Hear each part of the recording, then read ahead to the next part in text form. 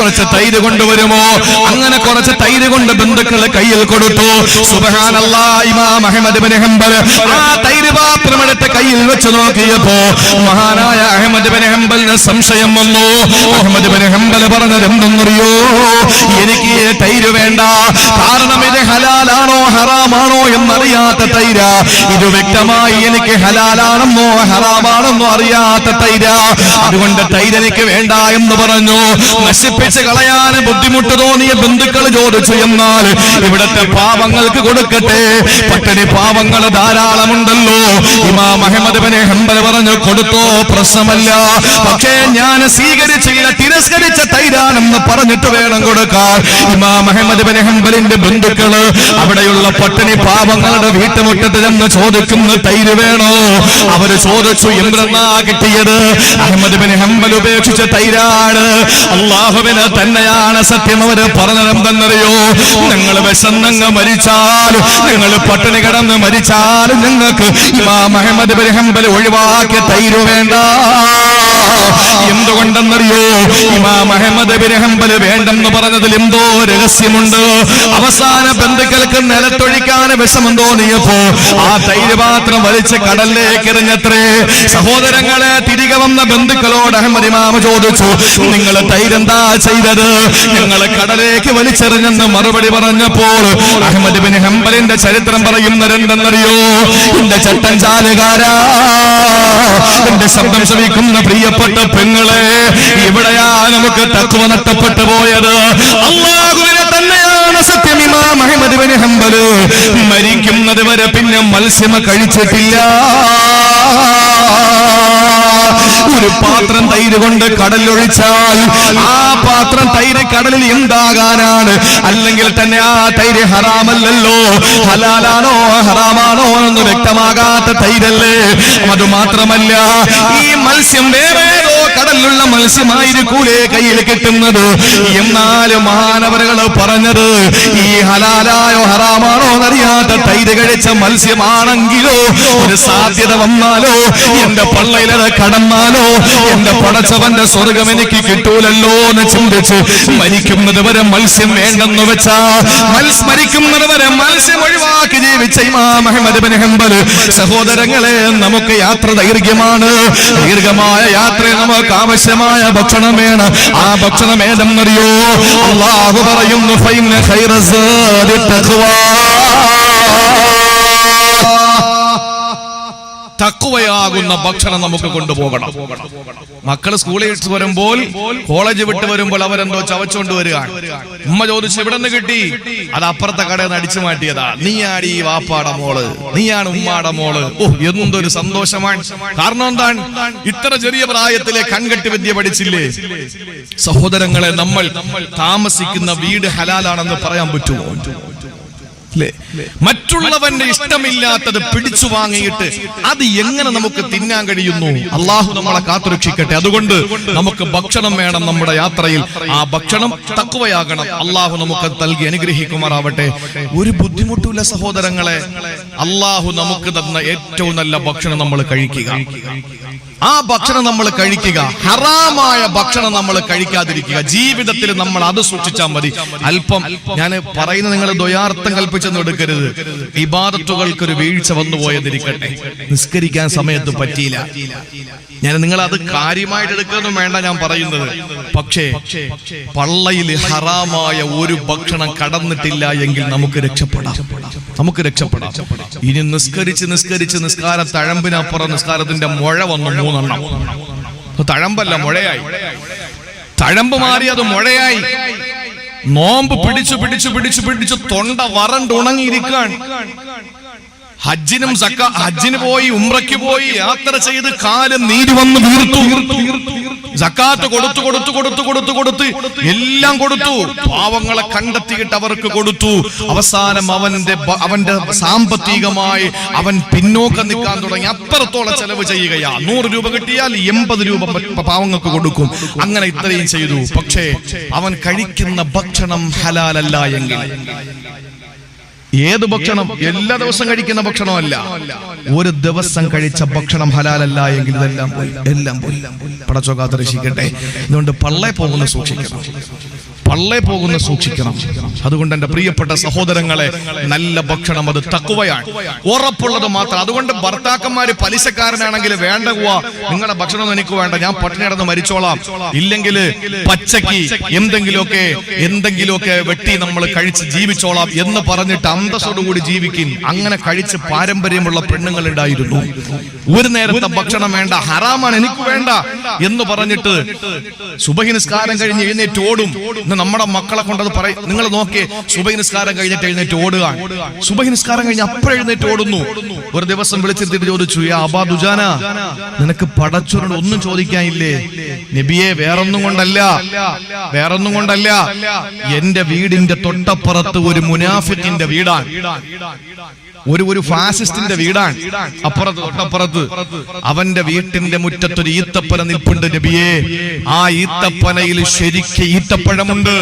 അതിന്റെ 3-4 ശിഖരം എന്റെ പുരയിടത്തിലേക്കാ കിടക്കുന്നത്.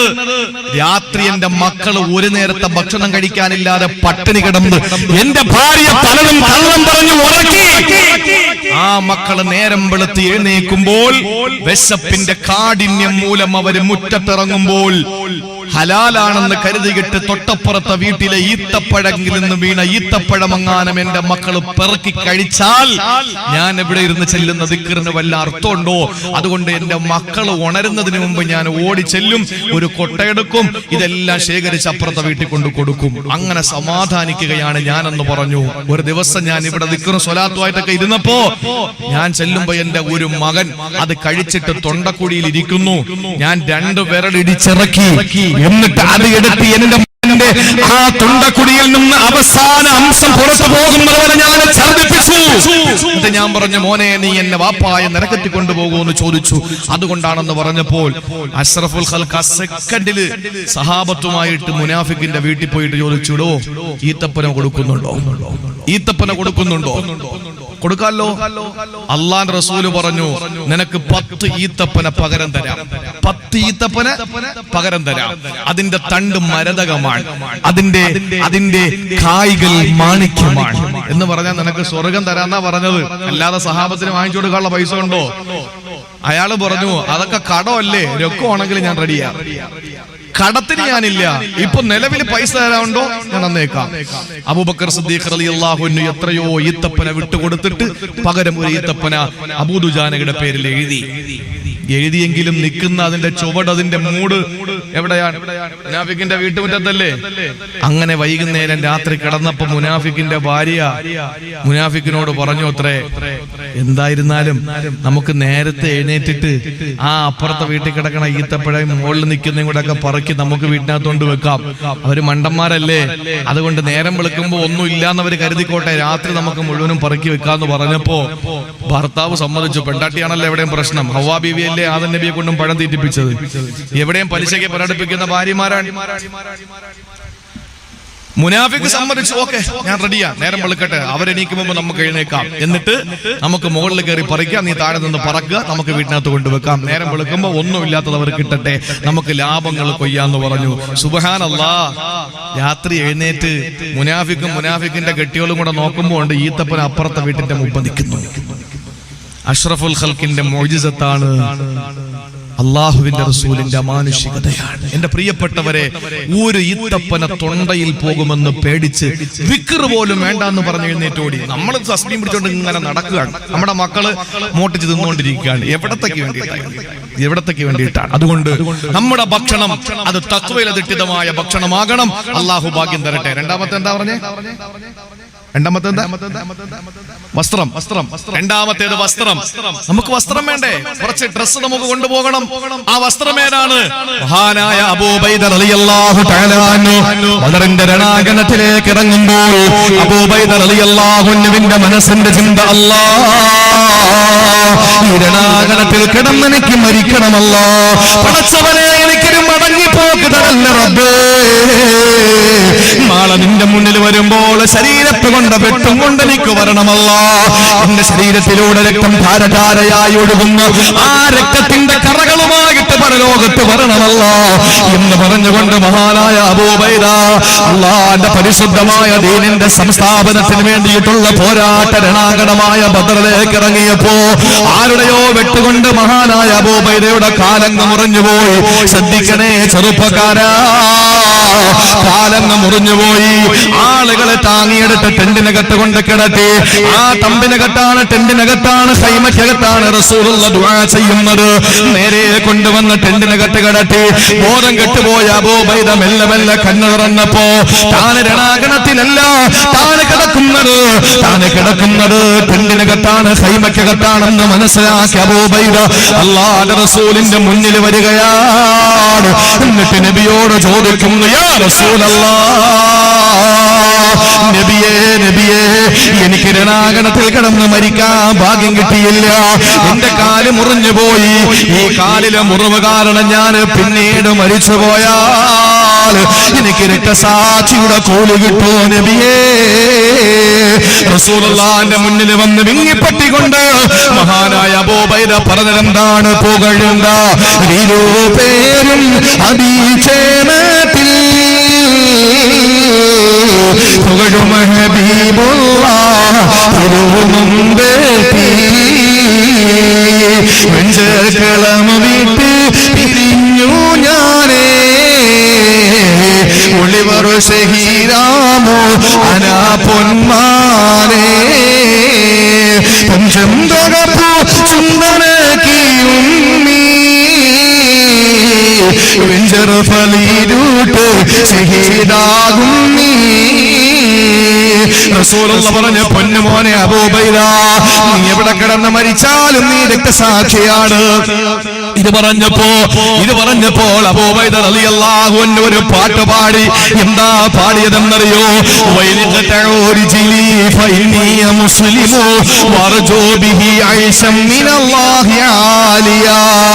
അല്ലാഹുവേ, എന്റെ കാലവര് മുറിച്ചോട്ടെ, പ്രശ്നമല്ല. എന്റെ കൈകാലുകൾ മുറിച്ചു മാറ്റട്ടെ, പ്രശ്നമല്ല. എന്റെ ശരീരത്തിന്റെ അവയവങ്ങളെല്ലാം അവര് പിച്ച് ചീന്തട്ടെ, പ്രശ്നമല്ല. ഞാൻ ആഗ്രഹിക്കുന്നത് അല്ലാഹുവേ നിന്റെ ഉന്നതമായ പദവിയാണ്.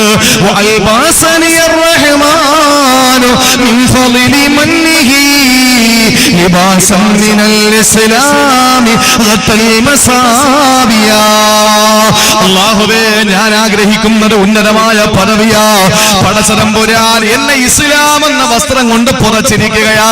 സഹോദരങ്ങളെ, നമുക്ക് അല്ലാഹു തന്ന വസ്ത്രം ഏതാണ്? അത് പരിശുദ്ധമായ ഇസ്ലാം എന്ന വസ്ത്രമല്ലേ? എന്തുകൊണ്ടാണ് നൂഹ് നബിയുടെ പൊന്നുമോന് കൊടുക്കാത്ത വസ്ത്രം, ലൂത്ത് നബിയുടെ ഭാര്യയ്ക്ക് കൊടുക്കാത്ത വസ്ത്രം, അല്ലാഹുവിന്റെ റസൂൽ മഹാനായ ഇബ്രാഹിം നബിയുടെ പ്രിയപ്പെട്ട പിതാവിന് കൊടുക്കാത്ത വസ്ത്രം, എന്തിനേറെ പെങ്ങളെ ആസിയാ ബീവിയുടെ പ്രിയപ്പെട്ട ഭർത്താവ് ഫിർഔന് കൊടുക്കാത്ത വസ്ത്രം, അല്ലാഹുവിന്റെ റസൂലിന്റെ മൂത്താപ്പ അബൂ താലിബിന് കൊടുക്കാത്ത വസ്ത്രമാണ് ഈ ചട്ടഞ്ചാലിൽ നിങ്ങൾക്കും എനിക്കും അല്ലാഹു തന്നത്. ആ വസ്ത്രം ഏതാണ്?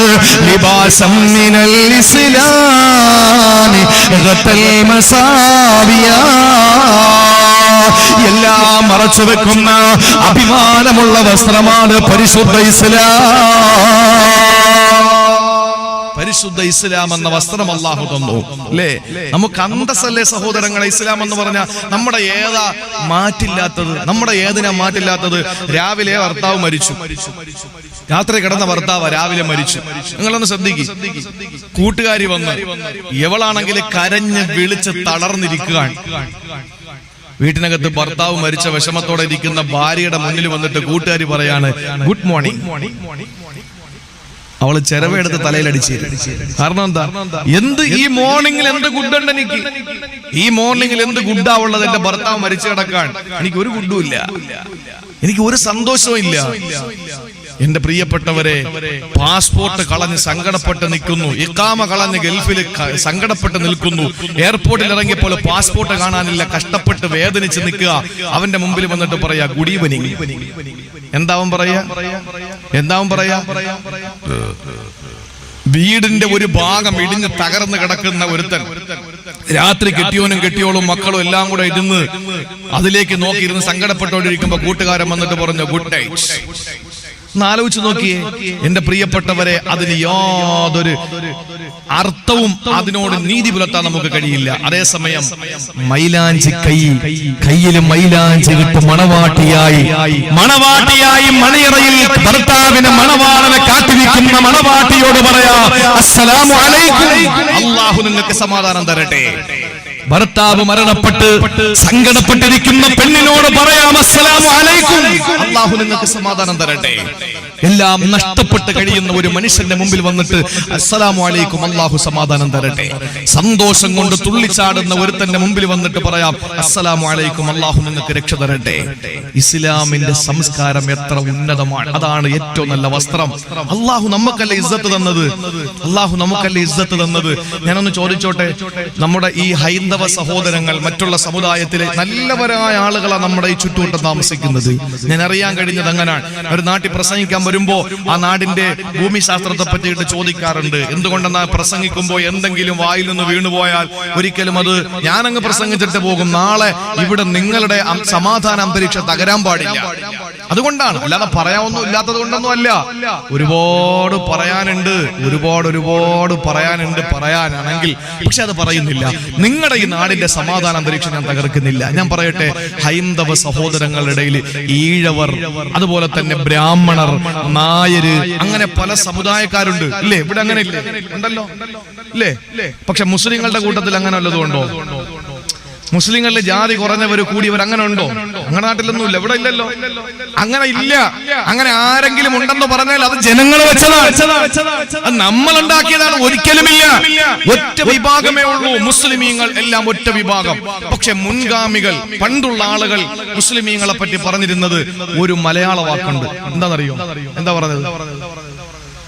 ഒരു മലയാളത്തിൽ നമ്മളെ ഒരു വാക്ക് വിളിക്കുമായിരുന്നു. പറഞ്ഞോളി, അത് വലിയ തെറ്റെന്നുള്ള കാര്യമൊന്നുമല്ല. നമ്മളെ പറ്റി പറയുന്നത് എന്താ? എങ്ങനെ? മാപ്പിളമാരെന്നല്ല, അത് പൊതുവേ ഉള്ളൊരു സംസാരമാണ്. ഇവിടെ പറയുന്ന എനിക്കറിയില്ല. മേത്തന്മാർ എന്ന് പറയൂലേ? അത് ഇവിടെ ഇല്ലല്ലേ. മേത്തന്മാരെന്ന് നമ്മുടെ നാട്ടിലൊക്കെ പറയും. അവര് മേത്തരാണ് എന്ന് പറയും. മേത്തന്മാരെന്ന് പറഞ്ഞാൽ മുസ്ലിമീങ്ങളെ പറ്റിയാണ് മറ്റുള്ള സമുദായത്തിന്റെ ആളുകൾ ആക്ഷേപിക്കുന്നതല്ല. അവര് ഇപ്പൊ ബ്രാഹ്മണരെന്ന് നമ്മൾ പറയും പോലെ മേത്തന്മാരെന്ന് മുസ്ലിം സൊസൈറ്റിയെ മൊത്തത്തിൽ പറയുന്നത് മേത്തന്മാരെന്നാണ്. അത് ചില ആളുകൾക്ക് പറയുമ്പോൾ ഒരു ചെറിയ അരിശം ഉണ്ടാവും. മേത്തനെന്ന് വിളിച്ച എന്ന് നമ്മൾ ചിന്തിക്കും. എന്തിനാ നമുക്ക് അങ്ങനെ ഒരു ചിന്ത? അള്ളാന്റെ ഖുർആൻ പറഞ്ഞ് നമ്മളെ മേത്തന്മാരാണ്. അള്ളാന്റെ ഖുർആൻ പറഞ്ഞ് നമ്മളെ മേത്തന്മാരാണെന്ന് അല്ലേ? അള്ളാഹു പറഞ്ഞില്ലേ, നിങ്ങളും മേത്തന്മാരാണ് എന്ന് പറഞ്ഞാൽ മേൽത്തരക്കാരാണ്. നിങ്ങളുടെ മുകളിൽ വേറെ ഒന്നുമില്ല, നിങ്ങളാണ് ഏറ്റവും ഉന്നതിയുള്ളവര്. ഇസ്ലാം എന്ന് പറയുന്ന വസ്ത്രം അള്ളാഹു ഇസ്സത്തിന്റെ വസ്ത്രം. വലില്ലാഹി ഇസ്സത്തു വലി റസൂലിഹി വലിൽ മുഅ്മിനീൻ. അള്ളാഹുവിന്റെ ഖുർആൻ പറഞ്ഞു ഇസ്സത്ത് നമുക്കാണ്. ആ ഇസ്സത്ത് ഇസ്ലാം എന്ന വസ്ത്രം അള്ളാഹു നമുക്ക് തന്നു. എന്റെ പ്രിയപ്പെട്ടവരെ, അത് നമ്മൾ ജീവിതത്തിൽ പ്രാവർത്തികമാക്കണം. ആ വസ്ത്രത്തിൽ പെട്ടതാണ് നമ്മുടെ ദാടി. ആ ദാടി നമ്മൾ വെക്കണം. അത് മുസ്ലിമിന്റെ അടയാളമാണ്. മുസ്ലിമിന്റെ ഐഡന്റിറ്റിയാണ് ദാടി എന്ന് പറയുന്നത്. ഒരു പെണ്ണിന്റെ ഐഡന്റിറ്റിയാണ് അവളുടെ ശരീരം മറച്ചു നടക്കുക എന്ന് പറയുന്നത്. അള്ളാഹുവിന്റെ ഖുർആൻ പറഞ്ഞല്ലോ, ഒരു പെണ്ണ് അവരുടെ ശരീരം മുഴുവനും മറച്ചു നടക്കുന്നത് അതവളുടെ ഐഡന്റിറ്റിയാണ്. സൂറത്തുൽ അഹ്സാബിലൂടെ അല്ലാഹു തആല പരിചയപ്പെടുത്തി. മുസ്ലിം പെണ്ണിന്റെ ഐഡന്റിറ്റിയാണ് അവളുടെ പർദ, അവളുടെ ഹിജാബ്, അവളുടെ ആ ധരിക്കുന്ന അവളുടെ മൂടുപടം. അത് അവളുടെ ഐഡന്റിറ്റിയാണെന്ന് പരിശുദ്ധ ഖുർആൻ. ഇതൊക്കെ പാലിച്ച എന്റെ പ്രിയപ്പെട്ട പെങ്ങളെ നമുക്ക് ജീവിക്കാൻ കഴിയും. അല്ലാഹു മനസ്സിലാക്കാനുള്ള തൗഫീക്ക് നൽകി അനുഗ്രഹിക്കുമാറാവട്ടെ. അതുകൊണ്ട് വസ്ത്രമായി ഇനി ഉറക്കം വരുന്നില്ലല്ലോ. ഇനി മൂന്നാമത്തേത് നമുക്ക് കൊണ്ടുപോകാനുണ്ട്, മരുന്ന്. അത് അല്പം നിങ്ങൾ കേൾക്കണം. അതൊന്ന് കേട്ടേ പറ്റൂ. അത് അഭിപ്രായ വ്യത്യാസമുള്ള വിഷയമായതുകൊണ്ട് ഞാൻ പറയുന്നത് വ്യക്തമായി നിങ്ങൾ കേട്ടോളണം. നമുക്കിനി മരുന്ന് കൊണ്ടുപോകാം അല്ലേ? ആ മരുന്നേതാണ്? ദീർഘമായ യാത്രയിൽ നമുക്ക് കൊണ്ടുപോകാനുള്ള മരുന്നേതാണ്? അല്ലാഹു തന്നെ പറഞ്ഞു. ആ മരുന്നേതാണ്? വനുനസ്സിലുൽ ഖുർആൻ വനുനസ്സിലു മിനൽ ഖുർആൻ മാ ഹുവ ശിഫാഉൻ വറഹ്മ. സൂറത്തുൽ ഇസ്രായിലൂടെ അല്ലാഹു പറയുകയാ, വനുനസ്സിലു മിനൽ ഖുർആൻ മാ ഹുവ ശിഫാ. അല്ലാഹുവിന്റെ ഖുർആനാണ് പറഞ്ഞത് പെങ്ങളെ, നിങ്ങൾക്ക് ഖുർആനിൽ ശിഫയുണ്ട് കേട്ടോ. ഏതിനാ മരുന്ന് ഖുർആനിലില്ലാത്തത്? കല്യാണപ്രായം കഴിഞ്ഞവരെ, ഒരുപാട് പ്രായം ചെന്നു, തന്റെ പ്രിയപ്പെട്ട പൊന്നുമോളുടെ വിവാഹം നടക്കുന്നില്ല, തന്റെ മോളുടെ കല്യാണം നടക്കുന്നില്ല. അങ്ങനെ വിഷമിക്കുന്ന എന്റെ പ്രിയപ്പെട്ട രക്ഷകർത്താക്കളോട്, എന്റെ പ്രിയപ്പെട്ട യുവാക്കളോട്, യുവതികളോട് പറയാനുള്ളത്, എന്റെ പൊന്നു സഹോദര, എന്റെ പ്രിയപ്പെട്ട പെങ്ങളെ, ഖുർആനിലെ കല്യാണം കഴിക്കാനുള്ള മരുന്നുണ്ട്. ഖുർആനിലെ കല്യാണം കഴിക്കാനുള്ള മരുന്നുണ്ട്. ആയത്ത് നിങ്ങളൊന്ന് ഓതുവോ? അല്ലാഹുവിനെ തന്നെയാണ് സത്യം. ഒരു പരീക്ഷണത്തിന് വേണ്ടി ഓടിയാലും നടക്കില്ല. നേരെ മറിച്ച് ഇഖ്ലാസോടെ യഖീനോടെ ഒരാൾ ഓടിക്കഴിഞ്ഞാൽ, ഈമാനോടെ ഓടിക്കഴിഞ്ഞാൽ, ഒരു വൃക്ഷത്തിന്റെ ചുമട്ടിലിരുന്ന് കലീമുല്ലാഹി മൂസ അലൈഹിസ്സലാത്തു വസ്സലാം ഓതിയപ്പോഴാണ് സഹോദരങ്ങളെ ശുഐബ് നബിയുടെ മകളെ അല്ലാഹു കൊടുത്തത്. ശുഐബ് നബിയുടെ മകളെ അല്ലാഹു കൊടുത്തത്. നിങ്ങൾ ചോദിക്കും, മൂസാ നബിയുടെ കാലത്ത് ഖുർആനിലില്ലല്ലോ, മൂസാ നബിയുടെ കാലത്ത് ഖുർആനില്ലല്ലോ. അല്ലാഹുവിന്റെ പ്രവാചകൻ മൂസാ നബി അന്ന് ആ വൃക്ഷത്തിന്റെ തണലിൽ ഇരുന്ന് പറഞ്ഞ കാര്യം ഖുർആനിലൂടെ അല്ലാഹു പറഞ്ഞു. അതാണ് ഖുർആനിന്റെ ആയത്ത്. സഹോദരങ്ങളെ, അല്ലാഹു പറഞ്ഞ ആയത്ത് നമ്മൾ ഓതിയാൽ നമ്മുടെ വിവാഹം പെട്ടെന്ന് നടക്കുമല്ലോ. എവിടെയാണ് ഖുർആനിലും മരുന്നില്ലാത്തത്? എവിടെയാണ് മരുന്നില്ലാത്തത്? കുഞ്ഞുമക്കൾ ജീവിതത്തിൽ ഒരുപാട് ആഗ്രഹമാണ് ഒരു കുഞ്ഞിക്കാല് കാണാൻ. ജീവിതത്തിലെ വിവാഹം കഴിഞ്ഞ കൊല്ലങ്ങളായി ഒരു കുഞ്ഞിക്കാല് കാണാൻ കൊതിയോടെ കാത്തിരിക്കുമ്പോൾ പോകാത്ത ആശുപത്രികളില്ല, മുട്ടാത്ത വാതിലുകളില്ല. സഹോദരങ്ങളെ, എന്തിന് നിങ്ങൾ പോകണം? ഏത് ഹോസ്പിറ്റലിൽ പോകണം? അല്ലാഹുവിന്റെ ഖുർആനിന്റെ ഒരായത്ത്, ആ ആയത്ത് ഓതിയപ്പോഴല്ലേ മഹാന്മാരായ പ്രവാചകന്മാര്, പ്രായം ചെന്ന പ്രവാചകന്മാർക്ക് അല്ലാഹു മക്കളെ കൊടുത്തത്. സഹോദരങ്ങളെ, റബ്ബിലാ തദർനീ ഫർദൻ വഅന്ത ഖൈറുൽ വാരിസീൻ. ഖുർആനില്ലാത്ത ഏതാണ്? കല്യാണം കഴിക്കുക. റബ്ബി ഇന്നി ലിമാ അൻസൽത ഇലയ്യ മിൻ ഖൈരിൻ ഫഖീർ. പാപ്പാർന്ന് ഓതിക്കളയരുത്, പ്രായമുള്ളവരൊന്നും ഓതിക്കളയരുത്. എന്റെ പ്രിയപ്പെട്ട സഹോദരങ്ങളെ, ഖുർആനില് എല്ലാ കാര്യങ്ങളും ഖുർആനകത്ത് അടങ്ങിയിട്ടുണ്ട്. വനുനസ്സിലു മിനൽ ഖുർആനി മാ ഹുവ ശിഫാഉൻ വറഹ്മത്തുൽ ലിൽ മുഅ്മിനീൻ. മുഅ്മിനീങ്ങൾക്ക് റഹ്മത്തും ശിഫായുമാണ് വിശുദ്ധമായ ഖുർആൻ എന്ന് അല്ലാഹുവിന്റെ പരിശുദ്ധ ഖുർആൻ സൂറത്തുൽ ഇസ്രാ. ഇനി എന്തിനാ? നമുക്ക് എല്ലാത്തിനും വരുന്നുണ്ട്. ഇനി പാമ്പ് കടിച്ച് എന്താ ചെയ്യും? എന്റെ പ്രിയപ്പെട്ട സഹോദരങ്ങളെ, ഒരു മാരക രോഗം പിടിപെട്ടു, എന്താ ചെയ്യുക? അള്ളാഹുവിന്റെ ഖുർആനിലും വരുന്നുണ്ട്. ഹബീബായ നബിയുടെ സഹാബത്ത് ഒരു യാത്ര കഴിഞ്ഞ് മടങ്ങി വരുമ്പോ അവർക്ക് ഒരു നേരത്തെ ഭക്ഷണം കഴിക്കാൻ കയ്യില് വകയൊന്നുമില്ല, കുടിക്കാൻ വെള്ളമില്ല. സങ്കടപ്പെട്ടുകൊണ്ടവര് വരുമ്പോഴാണ് ഒരു ഗ്രാമത്തിലെത്തുകയാ. ആ ഗ്രാമത്തിൽ ഒരുപാട് ആട്ടിൻപറ്റങ്ങളുടെ മുതലാളിമാര് താമസിക്കുന്നു. ആട്ടിൻപറ്റങ്ങളെ മേച്ച് നടക്കുന്ന മുതലാളിമാരാണ്, ആട്ടിടയന്മാരാണ്. അവിടെ വന്നിട്ട് സഹാബത്ത് ചോദിച്ചു, നിങ്ങൾക്ക് ഒരു നേരത്തെ ഭക്ഷണം തരുവോ? നിങ്ങൾ ഒരു നേരത്തെ ഭക്ഷണം നിങ്ങൾ തരുവോ? ആ സമയത്താണ് അവര് പറഞ്ഞു, തരില്ല. വിഷമത്തോടെ സഹാബത്ത് വനാന്തരത്തിൽ ചെല്ലുകയാ.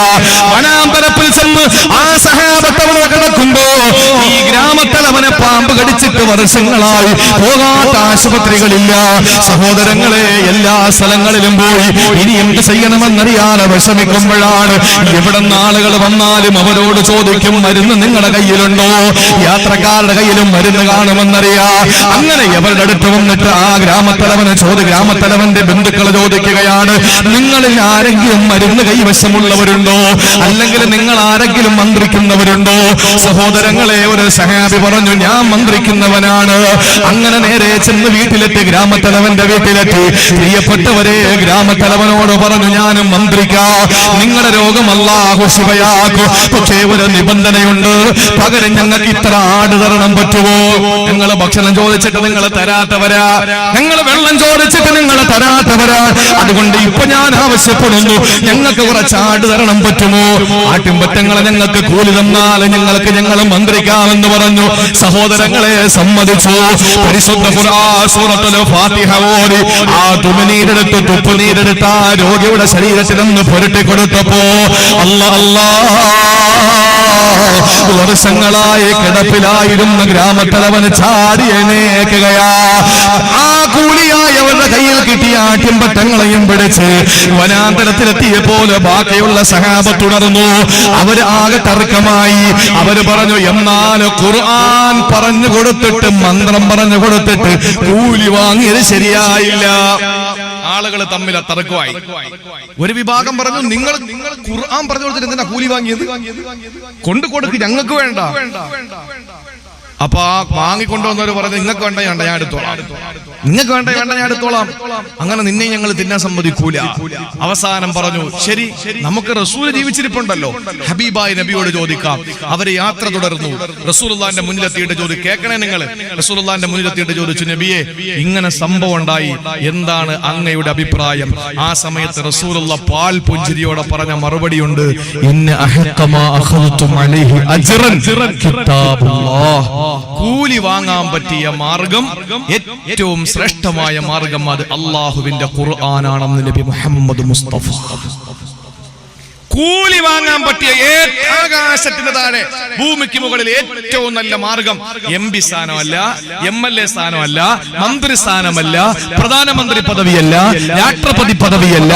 ഏറ്റവും നല്ലത് കൂലി വാങ്ങാൻ പറ്റിയ മാർഗം അത് റബ്ബിന്റെ ഖുർആൻ പറഞ്ഞു കൊടുത്ത് കിട്ടുന്ന ഹദിയ വാങ്ങലാണ് ഏറ്റവും അത്യുത്തമമെന്ന് നബി മുഹമ്മദ് മുസ്തഫ. ഇനി നിങ്ങൾ കേൾക്കണേ, നിങ്ങൾ പറയും നബി അങ്ങനെ പറഞ്ഞു, പക്ഷെ നബി അതിൽ നിന്ന് ഒരു പീസ് ഇറച്ചിയെങ്കിലും കഴിച്ചോ? നബി പറഞ്ഞു, നിങ്ങൾ എല്ലാരും കൂടെ വീതിച്ചോളാൻ പറഞ്ഞു. എന്നിട്ട് അവസാനം പറഞ്ഞു, അതിന്റെ ഒരു ഭാഗം എനിക്ക് നന്നേക്കാൻ പറഞ്ഞു. ഇനി ഒരു കാര്യം ഞാൻ നിങ്ങളോട് പറയട്ടെ, ഈ ഹദീസ് എവിടെ ഉണ്ടെന്നറിയോ? ചിലര് പറയും, ഇയാളെ മന്ത്രവാദിയായിരിക്കും എന്ന് പറയും. ഈ ഹദീസ് എവിടെ ഉണ്ടെന്നറിയോ നിങ്ങൾക്ക്? ഇത് സാക്ഷാൽ സ്വഹീഹുൽ ബുഖാരിയിലുള്ള ഹദീസാണ്. അതെവിടെ പറഞ്ഞു? ഫളായിൽ ഖുർആൻ എന്ന് പറയുന്ന അധ്യായത്തിലല്ല പറഞ്ഞത്, ഖുർആന്റെ ശ്രേഷ്ഠത പറയുന്ന സ്ഥലത്തല്ല പറഞ്ഞത്.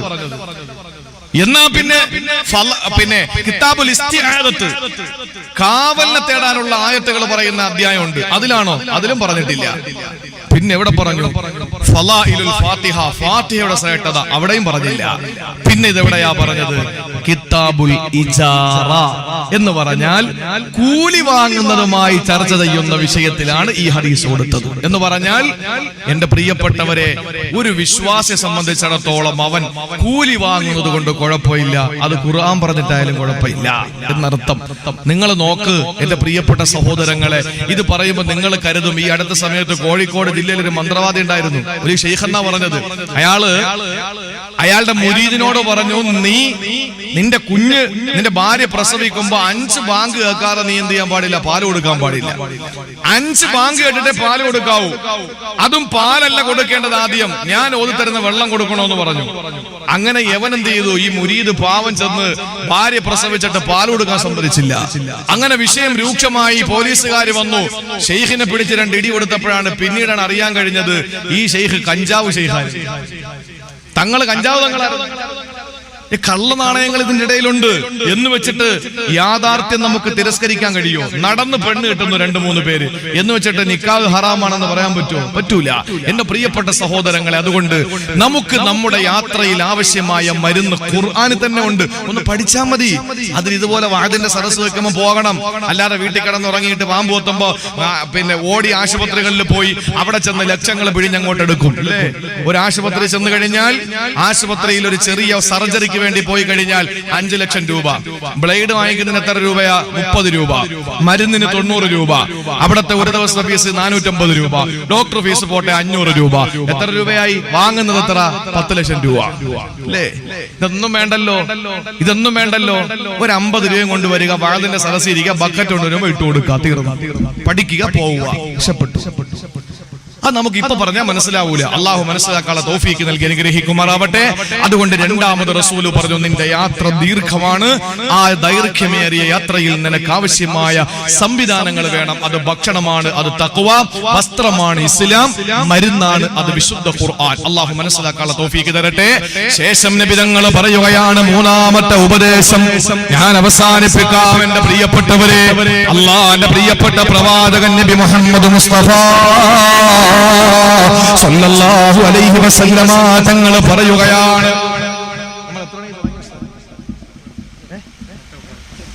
8:45.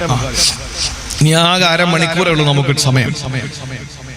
ഇനി 2 പറയാനുണ്ട്, ചുരുക്കി ഞാൻ പറഞ്ഞുതരാം ഇൻഷാ അല്ലാഹ്. ആരും പോകരുത്, വളരെ കുറഞ്ഞ ആളുകളെങ്കിലും ഇൻഷാ അല്ലാഹ്. നമ്മുടെ സദസ്സ് റഹ്മത്തിന്റെ മലക്കുകളുള്ള സദസ്സല്ലേ. ഈ സദസ്സിൽ അൽഹംദുലില്ലാഹ് നിങ്ങൾ ഈ കാണുന്ന ആളല്ല, ഇതിനും എത്രയോ വലിയ മാലാകമാര് ഈ സദസ്സിൽ ഇങ്ങനെ നിൽക്കുകയാണ്. പക്ഷെ ഒരു കാര്യം, ഈ ഇരിക്കുന്ന നിങ്ങളിലോ ഈ മൈക്ക് വെച്ചുകൊണ്ടിരിക്കുന്നവരിലോ അവിടെ ഇരിക്കുന്ന വളണ്ടിയർമാരിലോ അപ്പുറത്തിരിക്കുന്ന പെണ്ണുങ്ങളിലോ എന്റെ പുറകെ ഇരിക്കുന്ന ഈ അതിഥികളിലോ പ്രസംഗിക്കുന്ന എന്നിലോ ആരെങ്കിലും ഒരാൾ കുടുംബബന്ധം മുറിച്ചിട്ടാണ് നിൽക്കുന്നതെങ്കിൽ ഒരു മലക്കിന്റെ പൊടി പോലും ഈ സദസ്സിൽ ഉണ്ടാവില്ല. കൂട്ടുകുടുംബാദികളോട് പിണങ്ങിയിട്ട് ആരെങ്കിലും ഈ സദസ്സിൽ പറയുന്ന ഞാനോ കേൾക്കുന്ന നിങ്ങളോ ഉണ്ടെങ്കിൽ റഹ്മത്തിന്റെ മജ്ലിസ്, റഹ്മത്തിന്റെ മലക്കുകൾ വരൂല. റസൂല് പറഞ്ഞതാണ്. നമുക്ക് ഉള്ള ആളിനെ വെച്ച് അഡ്ജസ്റ്റ് ചെയ്യാനേ പറ്റുള്ളൂ. അതുകൊണ്ട് നമ്മളൊന്ന് നന്നാകൻ അള്ളാഹു ഭാഗ്യം തരട്ടെ. നമ്മളൊക്കെ മരിക്കാനുള്ളവരല്ലേ സഹോദരങ്ങൾ. അതാ ഇന്നലെ നമ്മുടെ വിഴിഞ്ഞത്ത്, തിരുവനന്തപുരത്ത് വിഴിഞ്ഞം, നിങ്ങൾക്ക് എല്ലാവർക്കും അറിയാം. ആ പ്രദേശത്താണ് ഞാൻ ഏറ്റിരുന്ന പരിപാടിയിൽ അന്ന് രാവിലെ വിളിക്കുമ്പോൾ ഇമാമിന്റെ ഫോണിൽ സ്വിച്ച് ഓഫ് ആണ്. ഫേസ്ബുക്കിൽ വന്നു, അവിടെ അത് സംഭവിച്ചു ഇത് സംഭവിച്ചു. വിശ്വസിക്കാൻ പറ്റില്ലല്ലോ, ഫേസ്ബുക്കിൽ വരുന്ന ഒന്നും വിശ്വസിക്കാൻ പറ്റൂല. അപ്പൊ അതുകൊണ്ട് അവിടെ പരിപാടിക്ക് പോകാൻ വേണ്ടി ഇറങ്ങിയിട്ട് ഫോൺ വിളിച്ചിട്ട് കിട്ടുന്നില്ല. എല്ലാവരെയും വിളിച്ചു, ആരെയും കിട്ടുന്നില്ല, എല്ലാം സ്വിച്ച് ഓഫ് ആണ്. വയലുണ്ടെന്ന് അറിഞ്ഞിട്ട് പുറത്തു നിന്ന് ആരോ ഒരാൾ അവിടെ ചെന്നപ്പോൾ അയാളെ മൊബൈൽ വാങ്ങിയിട്ട് പള്ളിയിലെ ഇമാം വിളിച്ചു പറഞ്ഞു, പൊന്നുസ്താദ് ഇങ്ങോട്ടൊന്നും വന്നേക്കല്ല, 200 പേര് കടലിൽ പോയിട്ട് ആരെയും കാണാനില്ല. 200 പേര് കടലിൽ പോയിട്ട് കാണാനില്ല. ഭയങ്കര പ്രശ്നമാണ്, കടല ഇരച്ച് കയറിക്കൊണ്ടിരിക്കുകയാണെന്ന് പറഞ്ഞു പരിപാടി മാറ്റിവെച്ചു. ഞാൻ പറഞ്ഞത്, നടുകടലിൽ തന്റെ വള്ളത്തിൽ പോയ പോളെന്ന് പറയുന്ന ഒരു ക്രിസ്ത്യാനി സഹോദരൻ രക്ഷപ്പെട്ട് കരയെത്തിയപ്പോൾ അദ്ദേഹം പറഞ്ഞ വാക്കെന്തെന്നറിയോ? എന്റെ കൺമുമ്പിൽ എന്റെ കൂടെ മീൻ പിടിക്കാൻ വന്ന 2 പേരും വെള്ളത്തിൽ മുങ്ങി താഴുകയാണ്, എനിക്ക് രക്ഷപ്പെടുത്താൻ കഴിഞ്ഞില്ല. ഞാനും വെള്ളത്തിലേക്ക് വീണു. ഞാൻ പെട്ടെന്ന് എന്റെ വള്ളത്തിന്റെ തടിയിൽ പിടിച്ചു കിടന്നു. ഉപ്പ് വെള്ളം കുറെ കുടിച്ച് ഞാൻ ക്ഷീണിച്ചു. അവസാനം എനിക്കറിയാം ഞാനും എന്റെ കൂട്ടുകാരെ പോലെ വെള്ളത്തിൽ വീണു പോകുമെന്ന്. അങ്ങനെ ഞാനൊരു കയറെടുത്തു, എന്നെയും അതിനകത്തുള്ള ഒരു സഹോദരനെയും കൂടെ തമ്മിൽ കൂട്ടിക്കെട്ടി ആ വള്ളത്തിൽ കെട്ടിയിട്ടിരുന്നു. അതുകൊണ്ട് 2 ദിവസം 48 മണിക്കൂർ ഞങ്ങൾ വെള്ളത്തിലായിരുന്നു. താന്നുപോയില്ല. കാരണം വള്ളത്തിന്റെ തടിയിൽ ഞങ്ങളെ കെട്ടിയിട്ടിരുന്നത് കൊണ്ട് താഴോട്ട് പോയില്ല. സഹോദരങ്ങളെ, 48 മണിക്കൂർ 2 ദിവസം നടുകടലെന്ന് സങ്കല്പിച്ചു നോക്കിയേ. കിടക്കാൻ 2 രാവും 2 പകലും. അവസാനം ദുരന്ത നിവാരണ അതോറിറ്റിയുടെ ഹെലികോപ്റ്റർ പോയപ്പോ അവര് ഉടുത്തിരിക്കുന്ന തുണി വലിച്ചുരിഞ്ഞിട്ട് വീശി കാണിച്ചു കൊടുത്തു. അങ്ങനെ രക്ഷപ്പെടുത്തി കരയിൽ കൊണ്ടുവന്നു. ഇനി എന്താ നിങ്ങളുടെ ഭാവി പരിപാടി എന്ന് ചോദിച്ചവൻ പറഞ്ഞു, ഇന്നൊന്ന് വിശ്രമിക്കണം, നാളെ വീണ്ടും ഞാൻ പോകും. അയാൾ പറഞ്ഞതാണ്, ഇന്നൊന്ന് വിശ്രമിക്കണം, നാളെ നേരം വെളുക്കട്ടെ, എനിക്ക് മീൻ പിടിക്കാൻ പോകണം. എന്താ കാര്യം എന്ന് ചോദിച്ചവൻ പറഞ്ഞു, ജനുവരി 4-ാം തീയതി മോളുടെ കല്യാണോ, ഇതുവരെ 1 ഗ്രാം പണ്ടം വാങ്ങിയിട്ടില്ല, 1 നയാ പൈസ കയ്യിലില്ല. എന്റെ മോളെ കെട്ടിക്കണ്ടേ, 4 പേരെ കെട്ടിക്കും പോലെ എന്റെ മോളെയും കെട്ടിക്കണ്ടേ, ഞാൻ മരിച്ചാലും കുഴപ്പമില്ല, ഞാൻ പോകുമെന്ന് പറഞ്ഞു. ഞാൻ പറഞ്ഞത്, എന്റെ പ്രിയപ്പെട്ട സഹോദരങ്ങളെ, നമ്മുടെ മുന്നിൽ പലരും ഭീകരമായ രീതിയിൽ മരണപ്പെട്ടുകൊണ്ടിരിക്കുമ്പോഴും മരണത്തിന് കീഴടങ്ങിക്കൊണ്ടിരിക്കുമ്പോഴും എന്റെ പ്രിയപ്പെട്ട സഹോദരങ്ങളെ, അള്ളാഹുവിന്റെ പരീക്ഷണങ്ങൾ വന്നുകൊണ്ടിരിക്കുകയാണ്. അതുകൊണ്ട് നമുക്കൊന്ന് നന്നാകാം. ഇനിയെങ്കിലും ഓക്കി ചുഴലിക്കാറ്റ് ഒരു ചെറിയ ടെസ്റ്റ് ഡോസാണ്. അത്തർ വാങ്ങാൻ വേണ്ടി പോയി നിൽക്കുന്നവര് ഇരിക്കുന്ന കുപ്പിയെ എടുത്ത് തലയെ കൂടെ ഒഴിച്ചു കൊടുക്കൂലേ അത്തർ കച്ചവടക്കാരൻ. മറിച്ച് അവന് ചെറിയ കോലിട്ട് അതിൽ നിന്ന് എടുത്തിട്ട് കയ്യിൽ തേച്ച് വെച്ചിട്ട് മണത്തു നോക്കാൻ പറയും. കൊള്ളാമോ? എങ്കിൽ തരാമെന്നാ പറയുന്നത്. ഇതുപോലെ തന്നെ അല്ലാഹു അള്ളാഹുവിന് വലുത് കയ്യിരിപ്പുണ്ട്, ആദ്യം ചെറുതെ അള്ളാഹു ഇറക്കൂ, മടങ്ങി വരാൻ. കാരണം വലുതിറക്കിയ പിന്നെ മടങ്ങി വരാൻ ആളുണ്ടാവൂല. അതുകൊണ്ട് ചെറുതല്ല ഇറക്കി തരും, മടങ്ങി വന്നാൽ രക്ഷപ്പെട്ടു, വലുത് അള്ളാഹു ഇറക്കൂല. അതുകൊണ്ട് ചെറുത് നമുക്ക് തന്നിരിക്കാണ്. ഗുജറാത്തിലൂടെ കറങ്ങി ഇങ്ങനെ ഹരിയാന വഴി ഒന്നിങ്ങനെ കറങ്ങി 4 ഭാഗത്ത് പോകും. അവിടെയൊക്കെ ആണല്ലോ തോലിന്റെ പേരിൽ മുസ്ലിങ്ങളെയൊക്കെ കൊന്നോണ്ടിരിക്കുന്നത്. അവരും പഠിക്കും ഇങ്ങനെ കാറ്റിന്റെ വേഗതയും കാറ്റിന്റെ വിഷമവും ഒക്കെ. സഹോദരങ്ങളെ, മുസ്ലിം ആണെങ്കിലും ക്രിസ്ത്യാനി ആണെങ്കിലും ഹിന്ദു ആണെങ്കിലും വേദനയല്ലേ. കാണാതെ പോയ 1013 പേരുടെ ഫോട്ടോയിൽ പ്രധാനപ്പെട്ട വിഴിഞ്ഞത്തുകാരുടെ ഫോട്ടോ വെച്ചിരിക്കുന്ന ഫ്ലക്സ് ഫ്ലക്സിന്റെ ഭർത്താവിന്റെ ഫോട്ടോയുടെ മുന്നിൽ വന്നിട്ട് ഒരു സഹോദരി വാ വിട്ട് നിലവിളിക്കാണ്, അതിൽ മുത്തം കൊടുത്തുകൊണ്ട്. മരിച്ചെന്ന് ഉറപ്പായ സമാധാനിക്കാം, മരിച്ചു ഇനി പ്രതീക്ഷിക്കണ്ട. അല്ല, ജീവനോടെ ഉണ്ടെന്നറിഞ്ഞാൽ പ്രതീക്ഷയോടെ കാത്തിരിക്കുക. ഇത് രണ്ടിന്റെയും ഇടയിലൊന്ന് സങ്കല്പിച്ചു നോക്കിയേ. അള്ളാഹു ഇത്രയും വലിയ പരീക്ഷണങ്ങൾ തരുമ്പോ എന്റെ പ്രിയപ്പെട്ടവരെ നമ്മളൊന്ന് പാഠം ഉൾക്കൊള്ളോണ്ടി അള്ളാഹു തൗഫീക്ക് നൽകി അനുഗ്രഹിക്കുമാറാവട്ടെ.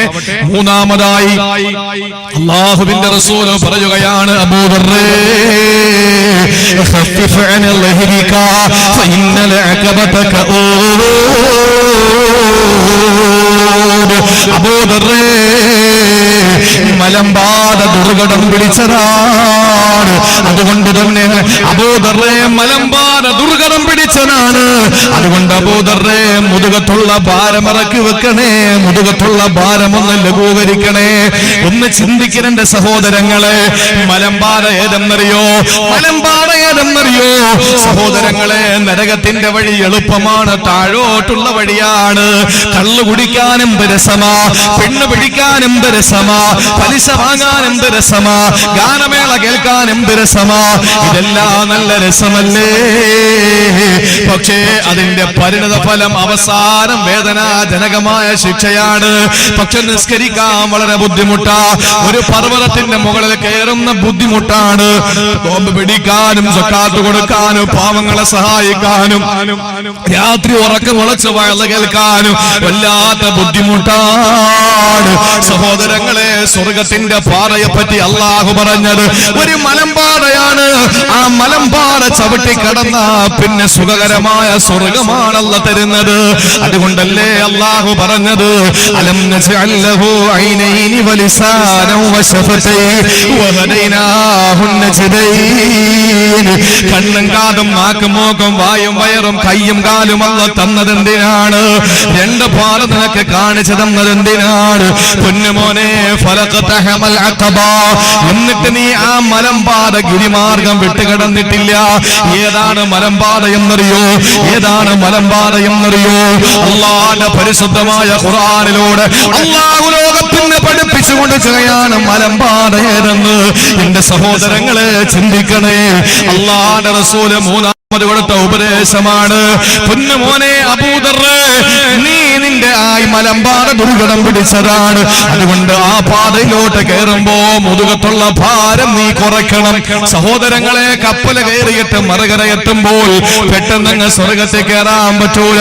ഒരു മലമ്പാത ചവിട്ടി വേണം സ്വർഗത്തിൽ പോകാൻ. ആ മലമ്പാത ചവിട്ടി കിടക്കണമെങ്കിൽ 5 കാര്യങ്ങൾ നമ്മൾ ചെയ്യണമെന്നാണ്. അതൊന്ന് ഓടിച്ചു പറഞ്ഞു തരട്ടെ, നമ്മുടെ ജീവിതത്തിൽ ഒന്ന് പ്രാവർത്തികമാക്കാനാണ്. അല്ലാഹു പറഞ്ഞു, ഫഖുറഖബത്തിൻ ഔ യതഅമുന ഫീ യൗമിൻ ദീ മസ്ഗബാ.